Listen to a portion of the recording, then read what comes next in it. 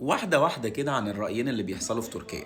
الرأي الأولاني بيقولك إن اللي حصل في تركيا اللي هو رئيس بلدية اسطنبول اللي احنا بنقول عليه مثلا في مصر محافظ، يعني اللي هو محافظ اسطنبول، اعتقل من كام يوم بكذا تهمة، منها الرشوة ومنها الفساد ومنها تزوير في أوراق رسمية ومنها إن هو مساعدة لجماعات إرهابية وغيره.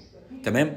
فاحنا عندنا الرأي الأولاني هو الرأي القانوني الممتاز جدا اللي مفيش أي مشكلة فيه. في الرأي التاني اللي هو بيقولك إن هي مكيدة سياسية. ليه؟ لأن هو يعتبر المنافس الأبرز لرئيس الجمهورية التركي، فبالتالي لما تسقط عنه الشهادة بتاعت الجامعة فمعنى كده ترشحه للرئاسة هيكون في صعوبة. الحاجة التانية ان كل التهم اللي هي بتتم طبعا مش هينفع ان في حد يترشح بكل التهم دي.